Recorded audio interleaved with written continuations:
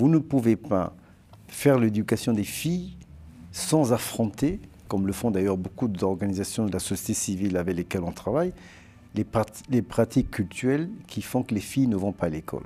Et ce n'est pas le monopole d'une région ou d'une autre. Je peux citer plusieurs éléments. Le mariage précoce, les mutilations génitales ou les pratiques qui font que les filles à un certain âge sont obligées de rester à la maison, ou on les oblige à rester à la maison pour faire les travaux domestiques. Et donc, ça les empêche de poursuivre leur scolarisation. Ou simplement, comme on l'a découvert il y a plusieurs années, notamment avec l'UNICEF, les conditions pratiques de l'école. Vous savez, dans plusieurs pays, et justement à cause des pratiques culturelles, on n'est pas encore au stade où on a, je vais le dire comme ça de manière très, très simple, hein, où les filles et les garçons peuvent partager des latrines ensemble.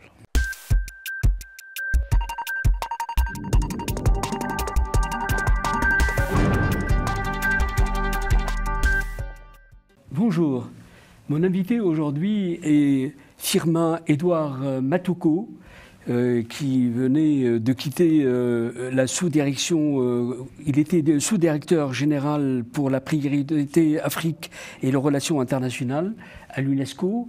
Il est aujourd'hui candidat parmi deux autres.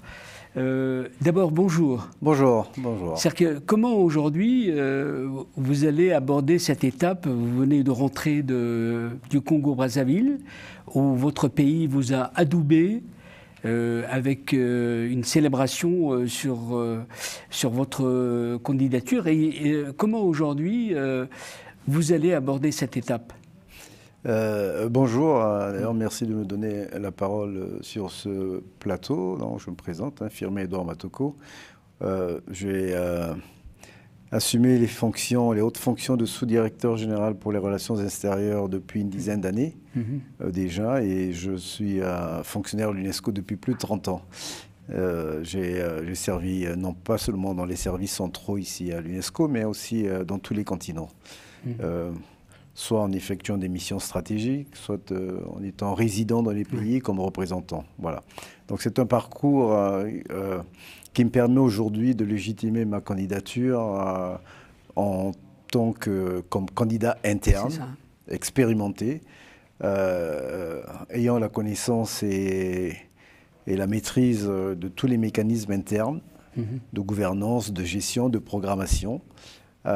J'ai servi dans plusieurs secteurs de l'organisation avant d'assumer cette fonction des relations extérieures, qui est une fonction hautement stratégique également, en lien avec les États membres, avec les missions diplomatiques et tout le réseau qui travaille autour de l'UNESCO.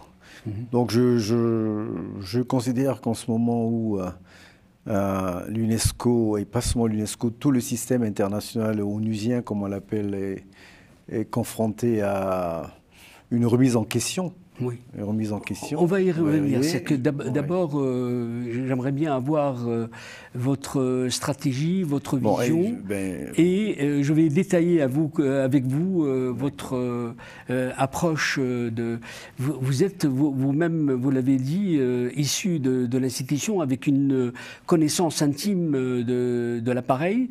C'est-à-dire qu'aujourd'hui, on voit que l'UNESCO a plus que jamais besoin d'être dans une trajectoire complètement clarifiée pour mener ces missions. D'abord, comment vous allez, ce que vous avez dit, c'est-à-dire que vous voulez faire de l'UNESCO une institution du futur, par quels moyens vous allez dans cette direction-là?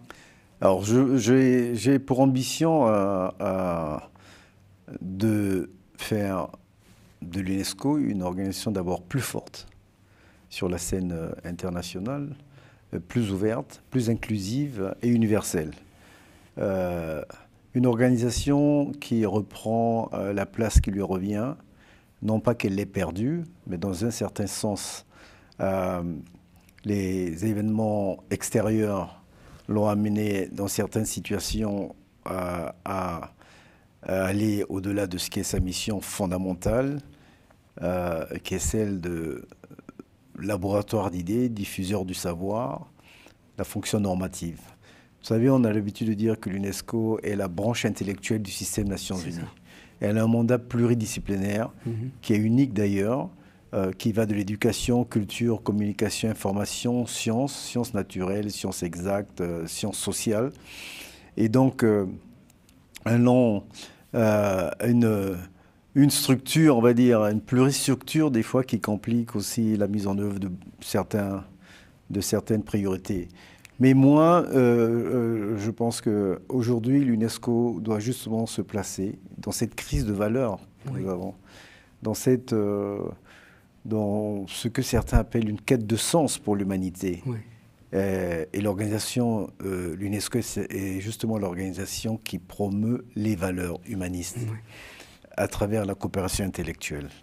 Justement, j'ai envie de connaître les chantiers que vous allez ouvrir qui vont renforcer cette vision que vous avez. Alors, autour de quoi, concrètement? D'abord, il faut partir du postulat que bien qu'étant une organisation avec plusieurs secteurs, le motto principal, c'est la transdisciplinarité. On ne peut pas faire avancer dans l'éducation si on ne prend pas en compte la culture. On ne peut pas faire de l'éducation si on ne communique pas. On ne peut pas faire avancer la recherche scientifique s'il n'y a pas de la formation des enseignants, du corps professoral ou des chercheurs. Donc c'est toute une interdépendance. Mais au-delà de cette interdépendance, je crois qu'aujourd'hui, la réalité nous ramène à un constat simple. C'est celui d'un système multilatéral qui, pour certains, disent va vers une implosion, et qui est en crise de confiance, surtout, et en crise de confiance par ceux et celles, et par les grands États qui l'ont mis en gestation, ou qui l'ont produit ce système, le multilatéralisme. Nous assistons à un éclatement des centres de pouvoir et même de réflexion, qui ne sont plus seulement des espaces multilatéraux, mais des espaces bilatéraux, plurilatéraux, comme on dit, plurinationaux, puisque l'émergence des BRICS ou d'autres groupements régionaux, le loin qui supplante les espaces multilatéraux comme l'ONU, par exemple, pose question. Je crois que pour l'UNESCO, l'important, c'est de reprendre son mandat intellectuel sur deux voies essentiellement. C'est de la fonction normative. Vous voyez bien comment toutes les normes que l'UNESCO a produites depuis 1958, en commençant par la Convention pour lutter contre la discrimination en éducation, qui est l'une des premières conventions de l'UNESCO, jusqu'aux plus récentes, la recommandation sur l'éthique de l'intelligence artificielle, en passant certainement à ces conventions que tout le monde connaît, la Convention sur le patrimoine culturel mondial ou sur la diversité des expressions culturelles. Ça, c'est sur le plan des principes, mais aujourd'hui... c'est la fonction normative de l'UNESCO. Oui. C'est la boussole de l'humanité. Rappelez, je parlais de la recommandation sur l'éthique de l'intelligence artificielle, rappelez que les outils, la révolution numérique peut produire des fractures sociales, elle en produit d'ailleurs, éducatives, culturelles, et rappelez qu'il y a une éthique qui doit suivre la mise en œuvre de ces outils dans certains pays, parce que les algorithmes sont produits par certains et pas par d'autres, et sont mis à disposition des fois avec dans des situations de discrimination, d'exclusion. C'est important de le rappeler. Oui. Et fonction normative. Oui. Laboratoire d'idées, diffuseur du savoir, c'est permettre cet échange sur ces questions pour pouvoir les opérationnaliser, pour pouvoir aller sur des programmes. À l'heure des fractures, on voit, vous l'avez dit, la fracture numérique, il y a les indicateurs des développements sociaux sont en recul. C'est que comment aujourd'hui, face à ce mouvement brownien, trouver du sens et le sens à l'action?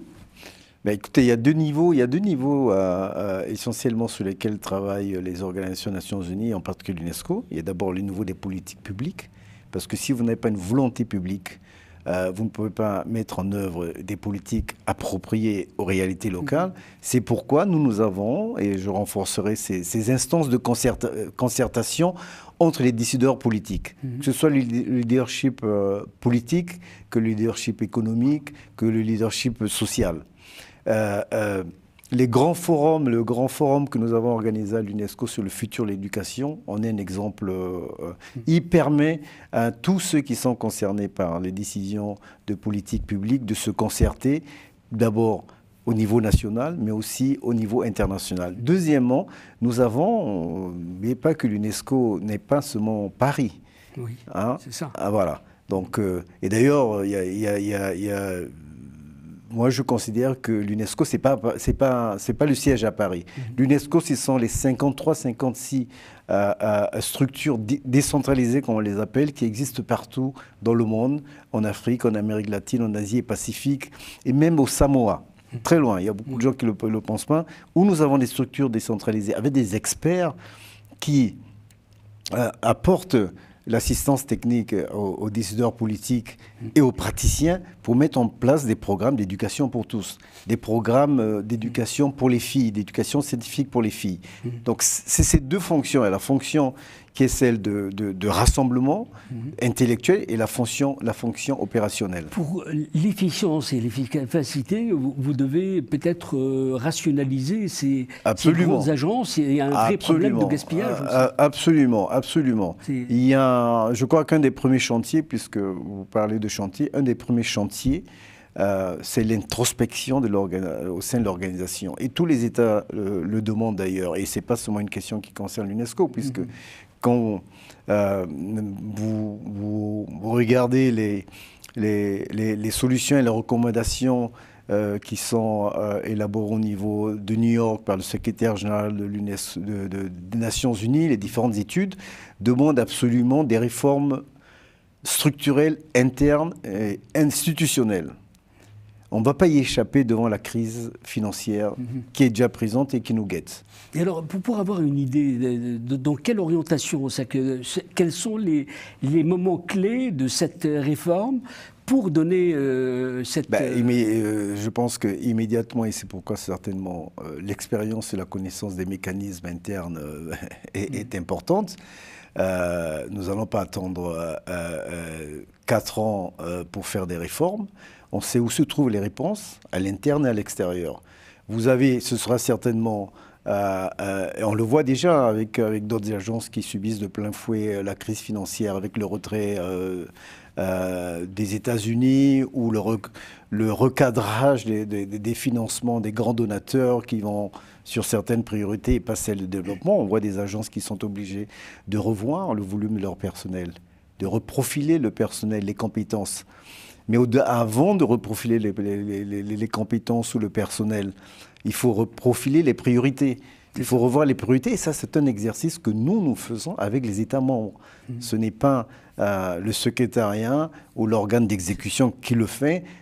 Il est fait en concertation avec les États membres, présents ici au siège UNESCO, mais toute la ramification de ceux qui constituent notre réseau, que ce soit les ministères techniques de compétences, les intellectuels, les réseaux académiques. Avec un budget de 600 millions de dollars. Vous êtes optimiste, nous espérons que ce soit 600 millions de dollars. Je crois qu'il y a plusieurs scénarios qui décident d'ailleurs que ce serait peut-être moins si on a un des grands États qui font défaut et qui ne contribuent pas. Oui. Mais restons sur cette moyenne qui est déjà appréciable. Oui. Alors, vous devez savoir que... je voudrais, sur ce point, comment vous allez diversifier le mode de financement, comme ce budget est vraiment un budget...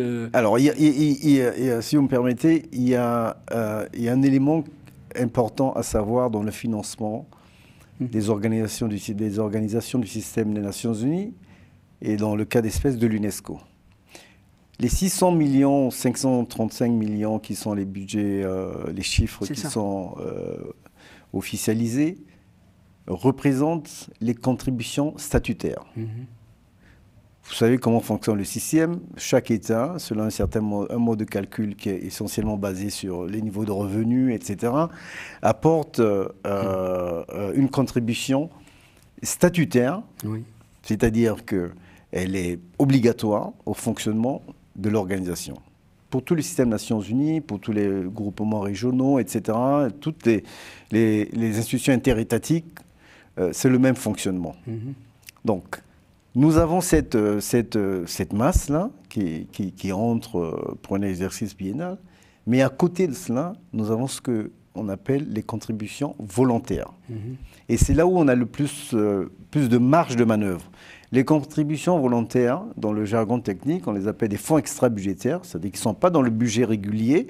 Ce sont des fonds qui sont mobilisés à travers des stratégies bien précises auprès des grands donateurs, que ce soit l'Union européenne, quand c'est les groupements, les banques de développement, les pays, les grands pays donateurs comme la Chine, les pays nordiques qui financent énormément pour l'éducation de base, l'éducation des filles, que ce soit d'autres pays même du Sud, de Brésil, qui financent beaucoup de programmes, les pays à revenus intermédiaires, l'Azerbaïdjan, le Nigeria, etc.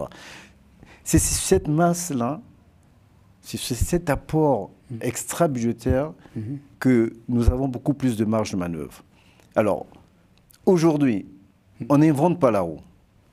Mon expérience de l'organisation a montré qu'il y a un dynamisme stratégique, d'ailleurs approuvé par les États membres, de diversification des formes de financement et surtout de financement innovant. Je vous donne un exemple. Oui.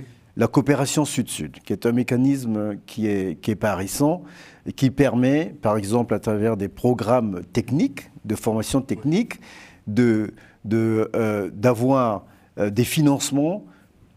Je donne un exemple, par exemple, de l'Inde ou de l'Indonésie ou de la Chine vers un pays d'Afrique.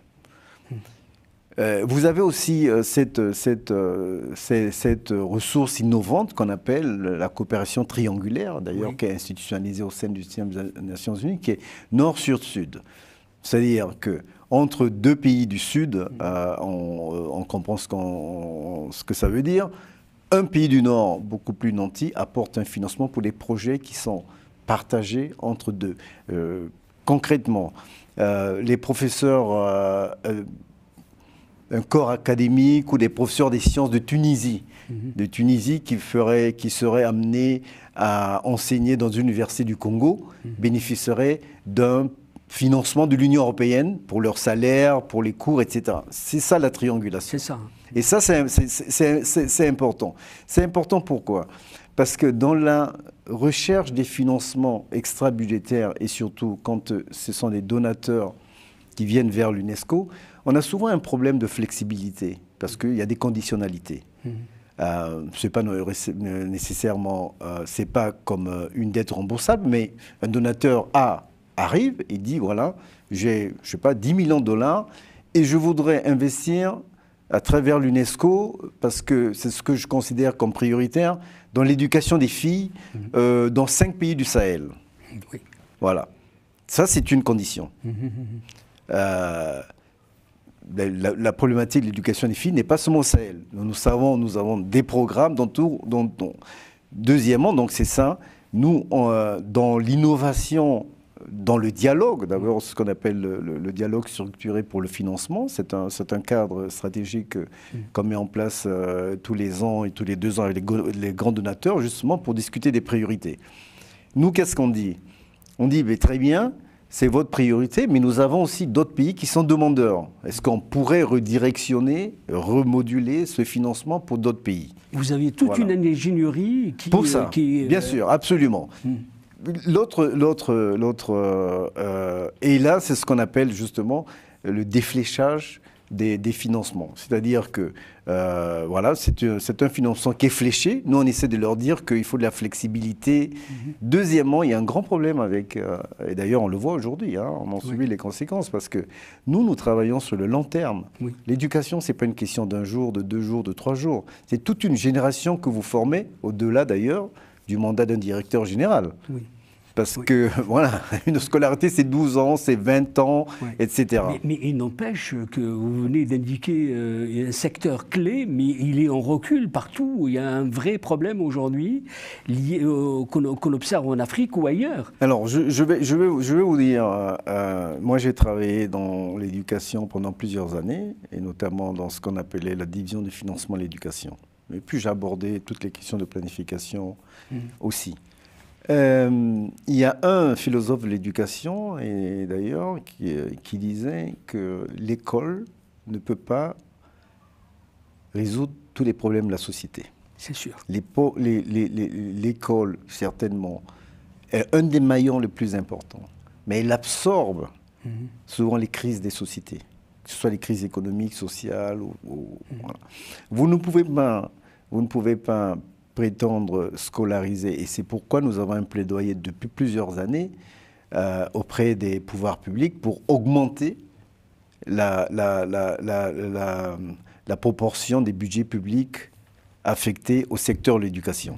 Et d'ailleurs, aujourd'hui, on ne doit pas voir tout le secteur de l'éducation simplement sur le plan négatif. Il y a des avancées énormes qui ont été faites dans tous les pays du monde. D'ailleurs, où en moyenne, les pouvoirs publics, les États consacrent 30% de leur budget pour l'éducation.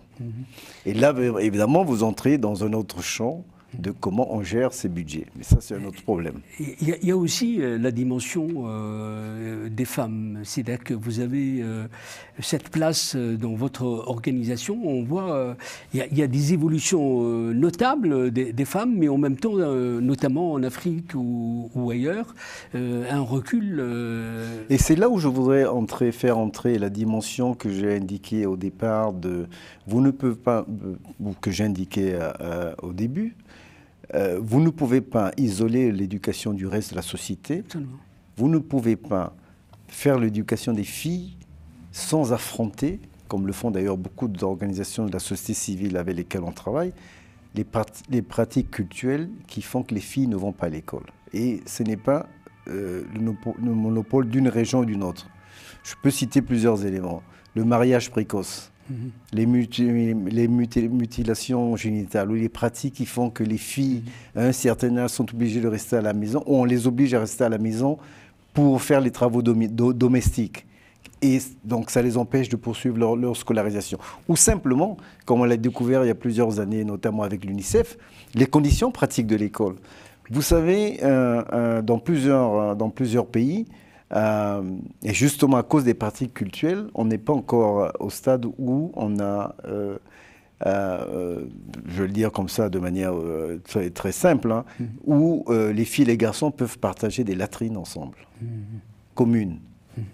Et donc là, il faut un investissement pour construire des espaces où les jeunes filles se sentent plus confortables par rapport à des garçons de leur même âge, quand on sait que notamment dans beaucoup de pays, les filles, quand elles arrivent à un âge d'adolescence, souvent, elles sont victimes de toutes sortes de violences. D'ailleurs, hein, on l'a vu aujourd'hui encore. Hein.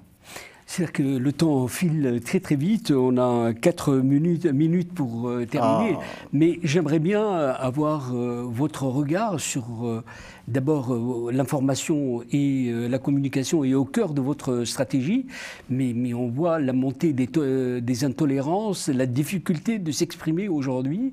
C'est que comment vous allez faire face à cette évolution où le numérique vraiment casse tous les codes, c'est que comment vous allez vous y prendre une fois. Alors nous avons déjà des plateformes numériques où il y a justement toute cette question de désinformation, des discours de haine qui circulent à travers les réseaux sociaux sont abordés. De manière déontologique d'abord. Et deuxièmement, nous avons des programmes, et je vais les renforcer, des programmes de formation, de sensibilisation, notamment en direction des jeunes qui utilisent les réseaux sociaux ou sont victimes de toutes les mauvaises les informations fausses qui circulent dans les réseaux sociaux. Ça, c'est un travail de longue haleine, de formation, de sensibilisation, d'éducation. Nous avons aussi un problème avec les médias, parce qu'il y a des problèmes de déontologie. Il faut former, surtout dans les pays moins avancés, il faut qu'on ait des médias qui sont vraiment professionnels. Pas seulement des blogueurs qui deviennent journalistes ou des faiseurs d'opinion, etc. Donc, on a aussi des programmes, et je vais les renforcer, des programmes de formation aux médias, et notamment les médias communautaires qui deviennent de plus en plus, ou les médias spontanés qui deviennent de plus en plus, mais au-delà. Et je reviens au principe, nous défendons la liberté d'expression et la liberté de la presse. Et d'ailleurs, ces jours-ci, on a chaque année, le 5 mai, oui, on célèbre le 3 mai, pardon, la liberté de la presse à travers un prix, Guillermo Cano, qui est attribué à des journalistes de la presse. C'est-à-dire qu'il y a aussi des problématiques de géopolitique, et j'aurais aimé avoir votre regard sur cette montée de ce qu'on appelle le Sud global. Comment il se répercute à l'intérieur de l'institution que vous allez diriger Vous savez, avant le Sud global, il y avait le tiers-monde, il y a eu les pays les moins avancés, et puis il y a eu le Sud, qui était une évolution sémantique. Et maintenant, le Sud global, je crois que, comme disait encore une fois un grand philosophe de développement et économiste de développement, c'est Serge Latouche, qui disait tous ces mots qui tournent autour de développement et qui des fois sont nuisibles pour ceux pour lesquels ils s'adressent, comme développement durable, développement alternatif, développement, etc. Mais n'empêche que ça fait partie du jargon qui permet de faciliter la compréhension dans le dialogue, quand on parle de ce grand Sud global, mais qui aussi commence à se fragmenter, les BRICS, les CRINCS, etc., selon leurs objectifs. Mais je crois que c'est pas une entité négligeable, parce qu'elle permet, par exemple, d'influencer les décisions au niveau du Conseil de sécurité, au niveau du système des Nations Unies, parce que c'est un peu, ça nous rappelle un peu le groupe des 77, plus la Chine, ou les pays les non alignés. Ce sont des forces dont on a besoin et avec lesquelles nous allons travailler pour faire avancer des grands dossiers, notamment dans la révolution numérique. Voilà, des grands chantiers devant vous qui vont... c'est-à-dire que vous allez... pour la prévention des conflits, pour la paix, etc. Je crois qu'on a besoin de ces grandes coalitions qui nous permettent de faire avancer la réflexion sur ces sujets mondiaux. D'ici le vote au mois d'octobre, le premier vote, c'est-à-dire que vous allez sillonner les continents, et vous allez apporter cette dimension personnelle auprès des acteurs qui sont... Absolument, auprès des capitales, des grands électeurs, comme on les appelle, 58 États du monde du Conseil d'utilité, mais pas seulement envers eux, parce que c'est l'ensemble de la communauté des États qui forment l'UNESCO qu'il faut convaincre par la justesse de nos positions. Moi, j'ai la conviction que l'UNESCO, qui défend les valeurs humanistes et l'organisation, et comme disait encore quelqu'un, si l'UNESCO n'existait pas, il faudrait l'inventer.